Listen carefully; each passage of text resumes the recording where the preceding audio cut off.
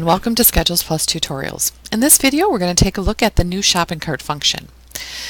This new shopping cart will allow all of the transactions that you'd like to complete, whether it's signing up for activities, making a donation, renewing a membership, anything that you'd like to use a credit card for, you can complete in a single credit card transaction. First, from the home use side, you'll see a very familiar page with respect to activities that you can register for, and then other items which you can add or renew. The first step is we need to find the person in the system. By entering a phone number, finding the person who's wanting to register, and now this is all a shopping cart for Mary. In this shopping cart I can see all the activities, I can renew or add a membership, I can add a donation, I can add or renew a subscription to something like a newsletter, and I can add prepay funds to my account. All of these particular buttons are controlled administratively, so if you want to offer all of them, you can do so. If you only want to offer one, you can do so as well. You have total control over that. Mary's interested in taking a look at activities, and she can actually easily search the entire database of activities simply by typing in the name that she's looking for. And the database will be searched, and the options are presented. And each one of these activity options then can be clicked on, and more information is visible. So here I'm seeing the description, more information about fees, special registration instructions, and then the dates and times that are available are at the bottom. If I want to add this to my cart, a blue Add to Cart button is available. I'm going to go ahead and select that. You'll see on the right that has now been added to the cart. If I'd like to look at others, I simply continue clicking on the names, and it opens up the description. And you can see here in this particular course there are multiple time slots available, each one of these of course with different seats yet available. I'm going to add this November 8th one to the cart, and you'll see that also shows up.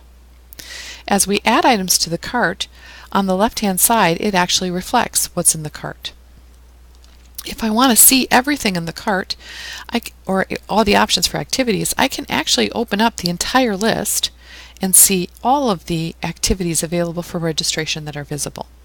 And here you'll see the price for that as well as the name, and there's many that don't have any fees. So if it doesn't have a fee, I can still actually sign up here for it even though there's no fee required. So if I go ahead and add that to my cart, it will reflect a zero fee. Each one of these fees is built based upon your particular membership level. If you're currently not a member and an activity has a differentiation between for what members pay versus non-members, you would receive the non-member fee that's shown. If you're signing up for a membership at the same time, it would automatically update that fee as needed to the member-related fee. So it's very smart to know what your current membership level is, whether or not you're signing up for a membership at the same time, and so on, and it will charge the appropriate fee. I can also close the entire list, and if I'd like to add a membership, I can easily do so here by simply adding that membership to the cart. I can also add a donation, and the categories that administratively you have defined for your account are reflected there, and the individual can choose from those categories to direct their donation to a specific area. Add that to the cart, and you'll see here there's a nice description, and those are the descriptions that administratively you added as you created your donation categories. When I add that to the cart, it's now reflected. I can also add a subscription. So if I'd like to sign up for the monthly newsletter that has a fee associated with it, I can do so. And it's smart enough to calculate the fee properly, so if I change the year here to 20, it will modify that fee.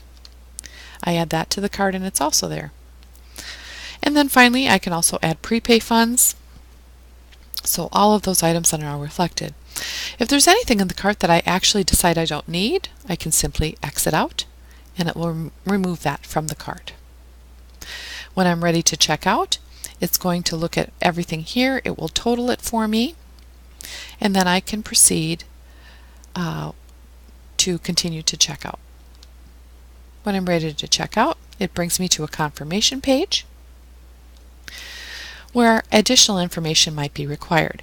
It invites me to complete the additional input selections below and press Save to proceed to the confirmation page.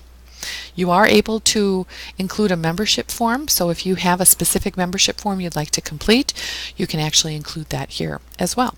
And that button will take the person to that form to be completed. I don't have any additional comments. I'm going to go ahead and save to proceed to the final review. And here the final review shows me everything that I'm interested in, and I'm ready to continue on now to PayPal to actually process that payment. So that entire payment, the entire fee here of $148, will be the total credit card fee that's paid on the PayPal side. Once that PayPal credit card transaction is complete, it'll return here to give me a confirmation page. That confirmation page looks something like this. It thanks the individual and clearly reflects that the transaction is complete. It identifies the receipt information from PayPal and all the details of the transaction, including an option to add activities that you've signed up to their individual calendar. So as a person registering from home, if I'm signing up for specific activities, I can also instantly add that to my own calendar. So that's a quick look at the new shopping cart function, which is integrating all of the features together into a single cart. Thank you for joining SchedulesPlus tutorials.